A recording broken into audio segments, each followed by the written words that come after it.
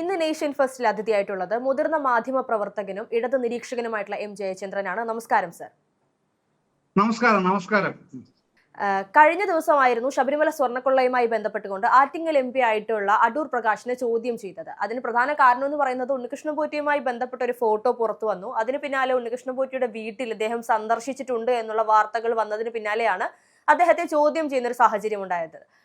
ഇപ്പോൾ ഉണ്ണികൃഷ്ണൻ പോറ്റിയോടൊപ്പമുള്ള ചിത്രങ്ങൾ ആരുടെയൊക്കെ ഏതൊക്കെ ഉന്നതന്മാരുടേത് പുറത്തു വരുന്നുണ്ടോ അവരെല്ലാവരെയും ചോദ്യം ചെയ്യുന്ന സാഹചര്യത്തിലേക്കാണ് കാര്യങ്ങൾ പോയിക്കൊണ്ടിരിക്കുന്നത്. അങ്ങനെയാണെങ്കിൽ കഴിഞ്ഞ ഈ പറഞ്ഞ ശബരിമല സ്വർണ്ണക്കൊള്ള വലിയ രീതിയിൽ ചർച്ചയായിക്കൊണ്ടിരുന്ന തുടങ്ങിയ സമയത്ത് തന്നെ നമ്മുടെ ബഹുമാനപ്പെട്ട മുഖ്യമന്ത്രി പിണറായി വിജയനോടൊപ്പം ഉണ്ണികൃഷ്ണൻ പോറ്റിയുമായി ഒരു വീഡിയോ പുറത്തു വന്നിരുന്നു. വളരെയധികം സന്തോഷത്തോടെ ചിരിച്ചുകൊണ്ട് മുഖ്യമന്ത്രി പിണറായി വിജയൻ ഉണ്ണികൃഷ്ണൻ പോറ്റിയോട് സംസാരിക്കുന്ന ഒരു വീഡിയോ ആണ് പുറത്തു വന്നിട്ടുണ്ടായിരുന്നത്. അപ്പോൾ അദ്ദേഹവുമായി ഉണ്ണികൃഷ്ണൻ പോറ്റിക്ക് എങ്ങനെയാണ് ബന്ധം, അല്ലെങ്കിൽ ഇവർ തമ്മിലുള്ള ബന്ധം എന്താണ് എന്നുള്ളത് കൃത്യമായ ഒരു ചോദ്യം ചെയ്യലിലേക്ക് SIT ഈ പറയുന്ന മുഖ്യമന്ത്രി പിണറായി വിജയനെ ചോദ്യം ചെയ്യാനുള്ള സാഹചര്യങ്ങളിലേക്കാണോ കാര്യങ്ങൾ കൊണ്ടെത്തിക്കുന്നത്? അങ്ങനെയുള്ള വാർത്തകൾ വരുന്നുണ്ട്. എന്തൊരു ഗംഭീരമായ ഈ ഒരു പുതിയ സിദ്ധാന്തമാണ് അവതരിപ്പിക്കുന്നത് നോക്കിക്കോളൂ. പിന്നെ അടൂർ പ്രകാശ് UDF കൺവീനറെ ഇന്നലെ ചോദ്യം ചെയ്തത് എന്തിനാണെന്നാണ് പറഞ്ഞത്? ഫോട്ടോസിന്റെ പേരിൽ അല്ലേ? 2 ഫോട്ടോഗ്രാഫ്സ് അതാണല്ലോ കണ്ടത് നമ്മൾ ഇതുവരെ. ആ 2 ഫോട്ടോഗ്രാഫ്സിനെ പറ്റി ചോദിക്കാനായിട്ട് എത്ര മണിക്കൂറാണ് അദ്ദേഹത്തെ ചോദ്യം ചെയ്തത്? ചിലര് പറയുന്നു 3 മണിക്കൂർ, ചിലര് പറയുന്നു 2.5 മണിക്കൂർ. ഞാൻ 2.5 ഉറപ്പിക്കുന്നു. 2.5 മണിക്കൂർ ചോദ്യം ചെയ്തത് 2 ഫോട്ടോഗ്രാഫ്സിനെ പറ്റി ചോദിക്കാനാണല്ലേ? ഫോട്ടോഗ്രാഫി പഠിപ്പിക്കാൻ പോലും ഇത്രയും ചെലവഴിക്കേണ്ടി വരില്ലല്ലോ സമയം. എന്നിട്ടാണ് 2 ഫോട്ടോഗ്രാഫ്സിനെ പറ്റി അന്വേഷിക്കാനായിട്ട് 2.5 മണിക്കൂർ ചോദ്യം ചെയ്തത്. എത്ര നിഷ്കളങ്കരാണ് കേൾക്കുന്നവർ. ഇത് ഇത്തരം വാർത്തകൾ പ്രക്ഷേപണം ചെയ്യുന്നത് അതിനേക്കാളും വലിയ നിഷ്കളങ്കർ. എന്താണ് പറയുക? വ്യക്തമായ ബോധ്യമുണ്ടെന്ന് SITക്ക്. SIT എന്ന് പറയുന്നത് സാധാരണ കാളികൂളി സംഘമൊന്നും അല്ലല്ലോ. നയിക്കുന്ന അതിന്റെ ടീം ലീഡർ ആരാണ്? ADGP H വെങ്കടേഷ്, സ്റ്റേറ്റിലെ തന്നെ ഏറ്റവും സീനിയർ മോസ്റ്റ് ആയിട്ടുള്ള IPS ഓഫീസർ. തൊട്ട് താഴെയുള്ള അന്വേഷിക്കുന്ന ആരാണ്? ശശിധരൻ IPS, സീസൺഡ് പോലീസ് ഓഫീസറാണ്. ഇത്തരക്കാരൊക്കെ നയിക്കുന്ന ഒരു അന്വേഷണ സംഘം കേവലം 2 ഫോട്ടോഗ്രാഫ്സ് അന്വേഷിക്കാൻ വേണ്ടി മാത്രം, അതിന്റെ ഡീറ്റെയിൽസ് എടുക്കാൻ വേണ്ടി മാത്രം അടൂർ പ്രകാശിനെ വിസ്തരിച്ചു 2.5 മണിക്കൂർ എന്ന് പറഞ്ഞാൽ കേരളം അത് വിശ്വസിച്ചോളണം. എന്ന് പറഞ്ഞാൽ നടക്കില്ല എന്ന്. അത് നിയമവാഴ്ച നിലനിൽക്കുന്ന ഒരു നാട്ടിൽ ഈ നീതിയും ന്യായവും പുലർത്തി ജീവിക്കുന്ന ആൾക്കാരുള്ള തിങ്ങി നിറഞ്ഞൊരു നാട്ടിൽ ഇത്തരം നുണകൾക്കൊന്നും നിലനിൽപ്പില്ല, ഒരു നിലനിൽപ്പ് ഉണ്ടാവുകയുമില്ല. ഇത് പ്രശ്നമെന്ന് പറഞ്ഞാൽ താങ്കളുടെ ചോദ്യത്തിലേക്ക് ഞാൻ വരാം. അതിനു മുമ്പ് ഇതിന്റെ ഒരു അത്യാവശ്യ കാര്യങ്ങളൊന്ന് പറയണമല്ലോ എന്നുള്ളത് കൊണ്ടാണ്. ഈ പിന്നെ ഒക്ടോബർ 10-നാണല്ലോ ഹൈക്കോടതിയുടെ ദേവസ്വം സ്പെഷ്യൽ ബെഞ്ച് ഇതുമായി ബന്ധപ്പെട്ട ശബരിമല സ്വർണ്ണ കവർച്ചയുമായി ബന്ധപ്പെട്ട് SIT അന്വേഷണം പ്രഖ്യാപിക്കുന്നത്. ആ അന്വേഷണത്തെ തുടർന്ന് ഇതിപ്പോ ഇത്രയും ഒക്ടോബർ 10 കഴിഞ്ഞിട്ട് ഒക്ടോബർ, നവംബർ, ഡിസംബർ, ജനുവരി, ഇത് ഫെബ്രുവരിയായി. ഇതിനിടയ്ക്ക് നിരവധി പേര് അറസ്റ്റ് ചെയ്യപ്പെട്ടാണ്. 15ഓളം പേര് അറസ്റ്റിലായി, അകത്തുണ്ട്. ചിലരൊക്കെ ഉണ്ണികൃഷ്ണൻ പോറ്റി അടക്കമുള്ളവർ ജാമ്യം നേടി പുറത്തും വന്നിട്ടുണ്ട്. ഇതുമായി ബന്ധപ്പെട്ട ആൾക്കാരിൽ രാഷ്ട്രീയ ആഭിമുഖ്യമുള്ളവർ എന്ന് പറയാവുന്നത് മുൻ ദേവസ്വം ബോർഡ് പ്രസിഡന്റുമാരുണ്ട്, ദേവസ്വം ബോർഡ് മെമ്പർമാരുണ്ട്, ചില ഉദ്യോഗസ്ഥരുണ്ട്, ഒക്കെ ഉണ്ട്. എല്ലാം CPM-ഉമായിട്ട്, ഇടതുപക്ഷവുമായി നേരിട്ട് ബന്ധമുള്ള ആൾക്കാരാണ്. പിന്നെ CPI-യിലെ ഒരു ദേവസ്വം ബോർഡ് മെമ്പറായിരുന്ന ഒരാളും ഉണ്ട്. പക്ഷെ ഇപ്പൊ ഇത് ആദ്യമായി ഇന്നലെ കോൺഗ്രസിന്റെ പ്രമുഖനായ നേതാവ്, ആ നേതാവ് എന്ന് പറയുന്നത് MP ആണ്, ഇപ്പോൾ UDF കൺവീനറുമാണ്, അടൂർ പ്രകാശ്. അദ്ദേഹത്തെ ചോദ്യം ചെയ്ത് കഴിഞ്ഞു ഇന്നലെ. അതിനാണ് 2 പടം മാത്രം വെച്ചുകൊണ്ടുള്ള പിന്നെ അന്വേഷണം, പരിശോധന, ചോദ്യം ചെയ്യൽ എന്നൊക്കെ പറഞ്ഞ് ദുർവ്യാഖ്യാനങ്ങൾ അല്ലെങ്കിൽ തെറ്റായ വ്യാഖ്യാനങ്ങൾ നടത്തിക്കൊണ്ടിരിക്കുന്നത്. അപ്പൊ അവിടേക്ക് എത്താനായി, UDF കൺവീനറിലേക്ക് എത്താനായി SIT എടുത്ത ഒരു സമയമുണ്ട്. വെറുതെ 2 ഫോട്ടോ കിട്ടിയതുകൊണ്ട് അതിന്റെ പേരിലല്ല. അങ്ങനെ അന്വേഷിക്കുന്ന ടീമുമല്ല SIT.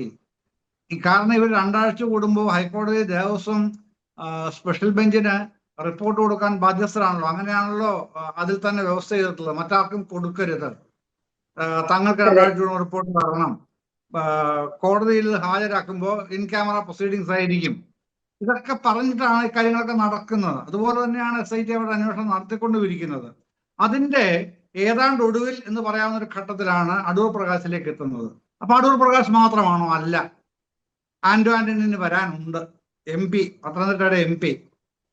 ഇന്നലെ പിന്നെ ആന്റോ ആന്റണിയുടെ പത്രസമ്മേളനം ശ്രദ്ധിച്ചവർക്ക്, ഇന്നലെ എന്ന് പറയുന്നത് ഇന്നലെ തീയതി എത്രയാണ്? 7 അല്ലേ? അതെ, ഇന്നലെ 7. ഇന്നലെ 7-ാം തീയതി ഫെബ്രുവരി 7-ന് നടത്തിയ വാർത്താ സമ്മേളനത്തിലാണ് ആന്റോ ആന്റണി പറയുന്നത് 2013-ലാണ് ഉണ്ണികൃഷ്ണൻ പോറ്റിയുമായി താനും പിന്നെ അടൂർ പ്രകാശും സോണിയാഗാന്ധിയെ കാണാൻ പോയതെന്ന്. ഇന്നലെയും പറയുകയാണ് കേട്ടോ. അപ്പോ ഇന്നലെ തന്നെ അടൂർ പ്രകാശ് ആവർത്തിച്ച് പറയുന്നത് എന്താണ്? താൻ ആദ്യമായി MP ആകുമ്പോഴാണ് തൻ്റെ മണ്ഡലത്തിലെ പാർലമെന്റ് മണ്ഡലത്തിലെ വോട്ടറായ ഉണ്ണികൃഷ്ണൻ പോറ്റിയുടെ ആവശ്യപ്രകാരം അദ്ദേഹത്തിന് അനുമതി കിട്ടി. അങ്ങനെ സോണിയാഗാന്ധിയെ കാണാൻ പോയപ്പോൾ തന്നെയും വിളിച്ചു, താൻ പോയി എന്ന് പറയുന്നത് എപ്പോഴാണ്? 2019-ലാണ് ആദ്യമായി അദ്ദേഹം MP ആകുന്നത്. ഈ പറയുന്ന 2013-ൽ ആന്റോ ആന്റണി പറഞ്ഞ 2013-ൽ അടൂർ പ്രകാശ് MLA ആണ്, MP അല്ല. അപ്പോ MP ആയ സമയത്താണ് ഞങ്ങൾ കാണാൻ പോയതെന്ന് ഇദ്ദേഹം പറയുന്നു. ആര്? അടൂർ പ്രകാശ് പറയുന്നു. അല്ല, 2013-ലാണ്. ഇപ്പൊ ഈ 6 വർഷങ്ങളുടെ ഗ്യാപ്പ് ഉണ്ടല്ലോ, അതിന് വേറെ അന്വേഷണത്തിന്റെ ഭാഗമായിട്ട് വേറെ വന്നോളും. ഞാൻ സൂചിപ്പിച്ചത് പെട്ടെന്ന് ഇത് കാണുന്നവർക്ക്, കേൾക്കുന്നവർക്ക് പെട്ടെന്ന് ആ ഒരു വ്യത്യാസം പെട്ടെന്ന് മനസ്സിലാക്കാൻ വേണ്ടി പറഞ്ഞു എന്നുള്ളത് മാത്രമാണ്. അതാണ് ഒരു സംഗതി. മറ്റൊന്ന് പ്രധാനപ്പെട്ട കാര്യം, CPM-ന്റെ നേതാവായ പത്മകുമാർ, മുൻ ദേവസ്വം ബോർഡ് പ്രസിഡന്റ്, മുൻ MLA, CPM-ന്റെ നിലവിൽ പത്തനംതിട്ട ജില്ലാ കമ്മിറ്റി അംഗം ഒക്കെ പത്മകുമാർ അകത്ത് കിടപ്പുണ്ട്. എന്താണ് CPM-ന്റെ ഇക്കാര്യത്തിലുള്ള നിലപാട്? ഇരട്ടത്താപ്പല്ലേ എന്നാണല്ലോ നിരന്തരം ഉയരുന്ന ചോദ്യം. അപ്പൊ CPM-ന്റെ സ്റ്റേറ്റ് സെക്രട്ടറി തന്നെ ഗോവിന്ദമാഷ് തന്നെ പറഞ്ഞിട്ടുണ്ട്, ഞങ്ങളുടെ നിലപാട് ഇതാണ്. അതെന്താണ്? ഈ പത്മകുമാറിന്റെ പേരിലുള്ള ചാർജ് ഷീറ്റ്, കുറ്റപത്രം എന്താണെന്നുള്ളത് കോടതിയിൽ വരട്ടെ. ചാർജ് ഷീറ്റിൽ ഇദ്ദേഹം ചെയ്തിട്ടുള്ള കുറ്റങ്ങൾ പറയുമല്ലോ, അതിനനുസരിച്ചാണ് ഞങ്ങൾ നടപടി എടുക്കണമെങ്കിൽ അപ്പോൾ തന്നെ നടപടി എടുക്കുക, ബാക്കി കാര്യങ്ങൾ ചെയ്യുക എന്ന് നേരത്തെ പറഞ്ഞിട്ടുള്ളത് ആ പാർട്ടിയുടെ നിലപാടാണ്, ഔദ്യോഗിക നിലപാടാണ്. ആ നിലപാട് മാറ്റാൻ എനിക്ക് കഴിവില്ല. കാരണം ഒരു പാർട്ടിയുടെ ഔദ്യോഗിക നിലപാട് പറയേണ്ടത് ആ പാർട്ടിയുടെ സ്റ്റേറ്റ് സെക്രട്ടറിയാണ്, സംസ്ഥാനത്തെ സംബന്ധിച്ചോളം. അഖിലേന്ത്യാ തലത്തിലുള്ള വിഷയമാണെങ്കിൽ ജനറൽ സെക്രട്ടറിയും പറയും. ഇവിടെ സ്റ്റേറ്റ് സെക്രട്ടറി പറഞ്ഞു കഴിഞ്ഞു, അത് അവരുടെ ഉറച്ച നിലപാടുമാണ്. പക്ഷേ ഈ പിന്നെ ബാക്കിയുള്ളവരുണ്ടല്ലോ, പ്രധാനികളായ ബാക്കിയുള്ളവരുണ്ടല്ലോ, അതിലേറ്റവും പ്രധാനി ആരാണ്? അതിലേറ്റവും പ്രധാനിയായിട്ട് ഞാൻ കാണുന്നത് തന്ത്രിയെയാണ്. തന്ത്രിയെ അറസ്റ്റ് ചെയ്യുന്നത് ജനുവരി 9-നാണ്. എന്തുകൊണ്ടാണ് തന്ത്രിയെ അറസ്റ്റ് ചെയ്യുന്നത്? വ്യക്തമായ തെളിവുകൾ ശേഖരിച്ച് ചോദ്യം ചെയ്യാൻ വിളിപ്പിച്ച് അതിനുശേഷം അദ്ദേഹത്തെ അറസ്റ്റ് ചെയ്യാനുള്ള ഉണ്ടായത്. ഇപ്പോഴും അദ്ദേഹം അകത്ത് തന്നെയാണ് ഉള്ളത്. അപ്പൊ അത് സംബന്ധിച്ചും ഈ വ്യാഖ്യാനങ്ങൾ ചമയ്ക്കുന്നവർക്ക്, അല്ലെങ്കിൽ പിന്നെ ഈ ദേവസ്വം ബോർഡുമായി ബന്ധപ്പെട്ട് CPM-നെ മാത്രം പ്രതിസ്ഥാനത്ത് നിർത്താൻ വല്ലാതെ ബന്ധപ്പെടുന്നവർക്ക് ഈ ഒരു ഭാഗം കാണാൻ കഴിയുന്നില്ല, ഒരു ഭാഗം. മറ്റൊന്ന്, അതുകൂടെ പറഞ്ഞിട്ട് ഞാൻ പിണറായി വിജയന്റെ വിഷയത്തിലേക്ക് വരാം. മറ്റൊന്ന്, ഈ പിന്നെ 1949 ഉണ്ടാക്കിയ ഒരു കവനന്റ് ഉണ്ട്, ഉടമ്പടി. ആ കവനന്റിൽ ഒപ്പിട്ടിരിക്കുന്നത് അന്നത്തെ തിരുവിതാംകൂർ മഹാരാജാവും കേന്ദ്ര ഗവൺമെന്റ് പ്രതിനിധിയായി കേരളത്തിലെത്തിയ മലയാളി തന്നെയായ VP മേനോനുമാണ്. ആ കവനന്റ് പ്രകാരമാണ് 1949 ഓഗസ്റ്റ് 1-ന് തന്നെ പിന്നെ ഈ ദേവസ്വം ബോർഡിന്റെ രൂപീകരണം ഉണ്ടാകുന്നത്. ബോർഡ് ഉണ്ടാകുന്ന 2 മാസം കൊണ്ട് കഴിഞ്ഞതിന് ശേഷമാണ്. അപ്പൊ തന്നെ 1950-ലും 51-ലുമായി 2 ഘട്ടങ്ങളിലായി ഉണ്ടാക്കിയ ദേവസ്വം മാനുവലുണ്ട്. ദേവസ്വം മാനുവലിന്റെ 1ഉം 2ഉം ഭാഗങ്ങളുണ്ട്. അതിപ്പോഴും പബ്ലിക് ഡൊമൈനിൽ ലഭ്യവുമാണ്. അതിൽ പറഞ്ഞിട്ടുണ്ട് ദേവസ്വം ബോർഡിന്റെ ഉത്തരവാദിത്തങ്ങൾ എന്തൊക്കെയാണ്, ദേവസ്വം വകുപ്പിന്റെ ഉത്തരവാദിത്തങ്ങൾ എന്തൊക്കെയാണ്. അപ്പൊ ശബരിമലയാണ് നമ്മുടെ വിഷയം. അതുകൊണ്ട് ശബരിമലയിൽ പിന്നെ ദേവസ്വം ബോർഡിന്റെ ഉത്തരവാദിത്വം എന്ന് പറയുന്നത് ദേവസ്വം ബോർഡിന്റെ ഡേ ടു ഡേ അഡ്മിനിസ്ട്രേഷൻ ആണ് ദേവസ്വം ബോർഡിന്റെ ഉത്തരവാദിത്വം. അതേസമയം റിച്വലിസ്റ്റിക് ആയിട്ടുള്ള ആചാരങ്ങളും അനുഷ്ഠാനങ്ങളുടെയും ഉത്തരവാദിത്വം പരിപൂർണമായും തന്ത്രിയുടെ ചുമതലയിലാണ്. തന്ത്രിക്ക് കീഴിലുള്ള മേൽശാന്തി, മറ്റ് അവരുടെ പരികർമ്മികളായിട്ടുള്ള വേറൊരു സംഘമുണ്ട്, അവരുടെ ചുമതലയിലാണ് ആചാരാനുഷ്ഠാനങ്ങളുടെ പരിപൂർണ ഉത്തരവാദിത്വം. അത് ബോർഡിനല്ല. പിന്നെ ദേവസ്വം വകുപ്പിന്, മന്ത്രിസഭയിലെ ദേവസ്വം വകുപ്പിനാണ് എന്താണ് ഉത്തരവാദിത്വം, അതും വ്യക്തമായി നിർവചിച്ചിട്ടുണ്ട്. പിന്നെ ഈ maintaining law and order and overall administration, ക്രമസമാധാന പാലനവും പൊതുഭരണവും, അത് മാത്രമേ ഉള്ള അവർക്ക് ഉത്തരവാദിത്വം. അതുകൊണ്ടാണ് അന്ന് മുതൽ, ഈ 1950 മുതൽ ഈ 2026 വരെയുള്ള കാലയളവിലെ ഒരു ദേവസ്വം ബോർഡിന്റെയും ഒരു മിനിറ്റ്സിലും കേരളത്തിലെ ഒരു ദേവസ്വം മന്ത്രി ഒപ്പിട്ടിട്ടില്ല.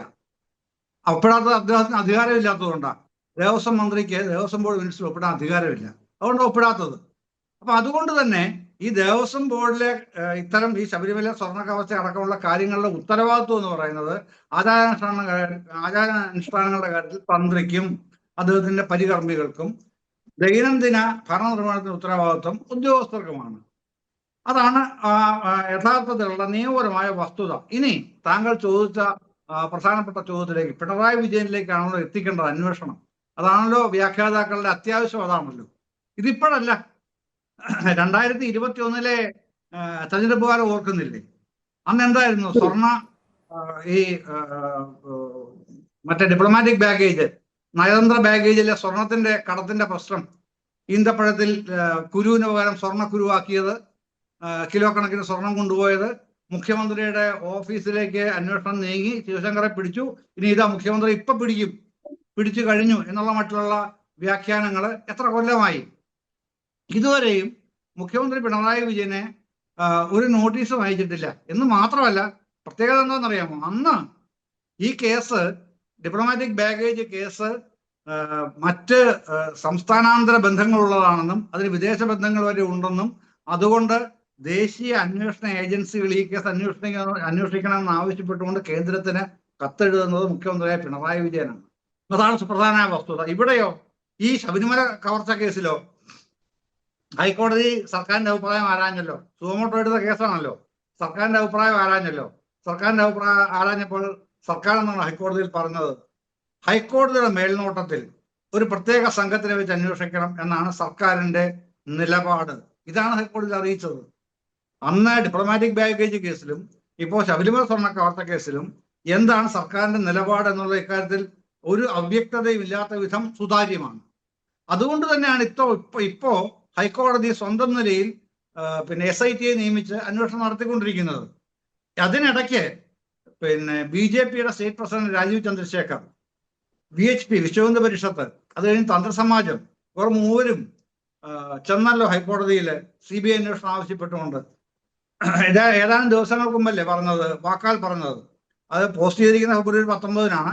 ആ വാക്കാൽ പറഞ്ഞല്ലോ, ഇത് SIT ഫലപ്രദമായി സമർത്ഥമായി അന്വേഷിച്ചുകൊണ്ടിരിക്കുന്നു, ഒരു പഴുതുകളും ഇല്ലാത്ത വിധം അന്വേഷണം നടക്കുന്നുണ്ടെന്ന് ഞങ്ങൾക്ക് ബോധ്യമുണ്ട്, അതുകൊണ്ട് ഇത് CBI അന്വേഷിക്കേണ്ട ഒരു കേസല്ല, SIT തന്നെ അന്വേഷിക്കാവുന്നതേ ഉള്ളൂ എന്ന് ഖണ്ഡിതമായി പറഞ്ഞു കഴിഞ്ഞിട്ടുണ്ടല്ലോ. അതാണ്. അപ്പോ ഈ വ്യാഖ്യാതാക്കളുടെ പ്രശ്നം അതല്ല. അന്ന് 2021 ഇങ്ങനെ പെരുമ്പറ മുഴക്കി ഇപ്പൊ പിണറായി വിജയനെ പിടിക്കും എന്ന് പറഞ്ഞ് നടന്ന ഒരു കൂട്ടരുണ്ടല്ലോ. ആ കൂട്ടരുടെ അവർ നേരിൽ തന്നെയും അവരുടെ നേരവകാശികളും ഒക്കെ ആയിട്ടുള്ളവർ പലതരത്തിലുള്ള പ്രചണ്ഡ ഘോഷങ്ങളുമായി ഇറങ്ങിയിട്ടുണ്ട് എന്നുള്ളതിനപ്പുറത്തേക്ക് ഒരു കാര്യവും ഇതിന്റെ അകത്ത് ഇതുവരെ ഈ പടം പിടുത്തത്തിന്റെ പേരിൽ ഉണ്ടാകാനില്ല എന്നുള്ള ഒരു കാര്യം. അടുത്ത പ്രശ്നം എന്ന് പറഞ്ഞാൽ എന്തായിരുന്നു ആ പടം എന്നുള്ളതാണ്. ആ പടം എന്ന് പറഞ്ഞാൽ ഭീമ ജ്വല്ലറി എന്ന് പറഞ്ഞാൽ ആർക്കും പറഞ്ഞു കൊടുക്കേണ്ട സ്ഥാപനമൊന്നും അല്ലല്ലോ, നൂറ്റാണ്ട് പിന്നിട്ട പ്രസ്ഥാനമാണ്. ഭീമ ജ്വല്ലറി സംസ്ഥാന പോലീസിന് സർവ്വസജ്ജീകരണങ്ങളുടെ ആംബുലൻസ് കൊടുക്കുന്നു. ആ ആംബുലൻസിന്റെ പിന്നെ നൽകുന്നതിന്റെ ഉദ്ഘാടനം മുഖ്യമന്ത്രി നിർവഹിക്കണം. എവിടെയാണ് നിർവഹിച്ചത്? സെക്രട്ടേറിയറ്റിൽ മുഖ്യമന്ത്രിയുടെ ഓഫീസിൽ തൊട്ട് താഴെയുള്ള സ്ഥലത്ത് പരസ്യമായി, അല്ലേ? അതിലെന്താണ് അവ്യക്തത ഉള്ളത്? ഈ വ്യാഖ്യാതാക്കൾ അതോടെ പറയണ്ടേ? അതോടെ പറഞ്ഞാലേ നമുക്ക് മനസ്സിലാവും, കേൾക്കുന്നവർക്ക്. ഇപ്പോ കടകംപള്ളി സുരേന്ദ്രന്റെ ഫോട്ടോ ഉണ്ട്, അടൂർ പ്രകാശിന്റെ ആന്റോണിയുടെ ഫോട്ടോ ഉണ്ട്, സോണിയാഗാന്ധിയായിട്ട് നിൽക്കുന്നത്. ഇതൊക്കെ കണ്ടാൽ എവിടെയാ ഇത് എന്നൊക്കെ ആലോചിക്കാം. പക്ഷെ ഇതിന് അവ്യക്തത ഇല്ലല്ലോ. പിന്നെ പിണറായി വിജയനിലേക്ക് എന്തിനാണ് ചെല്ലുന്നത്? അത് അവരുടെ പറയുന്നവരുടെ രാഷ്ട്രീയ ആഗ്രഹമാണ്.